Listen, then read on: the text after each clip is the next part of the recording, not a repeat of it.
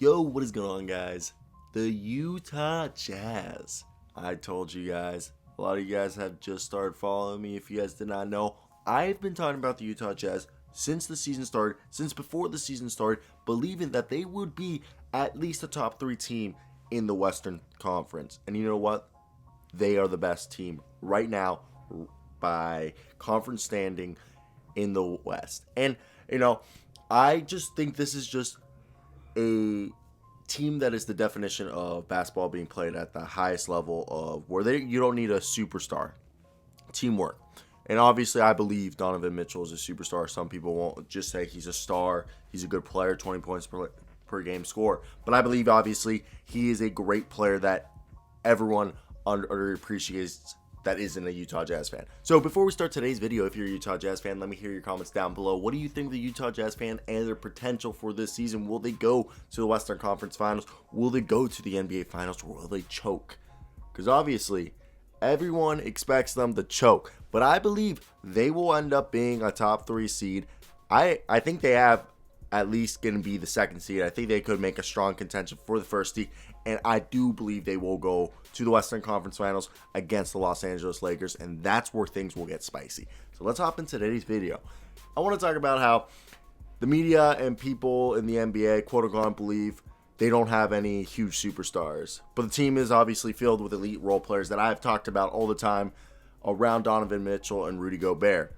Donovan Mitchell being one of the better two-way players, not one of the better, one of the best two-way players in the entire NBA, and Rudy Gobert being the best defensive player, big man in the league. And you can't forget how amazing Quin Snyder is. And obviously, how I said they have elite role players and they have one of the best bench. And the teamwork is unrivaled. I've said this all in the past. And how Rudy Gobert is underrated. He doesn't do anything flashy and put up insane box scores.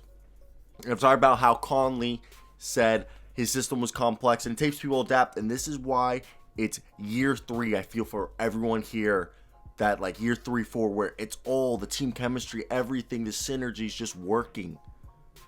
And people are, one of my biggest concern was there would be relying too much on Donovan Mitchell to be scoring.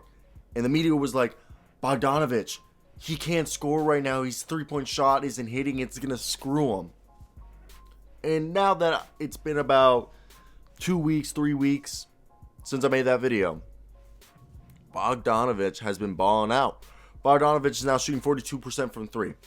And it's phenomenal to see that, because that's an important thing to see, that he's just playing good. And this team has a bunch of guys who are playing amazing defense. Their whole entire team has nobody negative on defensive win share. Everyone's a positive on defensive win share, which is absurd. And the usage rate on this team is so spread. You got Bogdanovich at 21%, Donovan Mitchell at 30%. And then, one second, I lost it right there. 30%. 23 with Mike Conley, 28 with Jordan Clarkson, 18 with Rudy Gobert. Joe Ingles got 16. And what I believe right there, it's just really, really good for this team, because George Niang's also got 18. So it's just really good to see that this team spaces out the usage rate. So not everyone is being, besides obviously Donovan Mitchell, your best scorer, he's going to be getting the most, 30% is fine.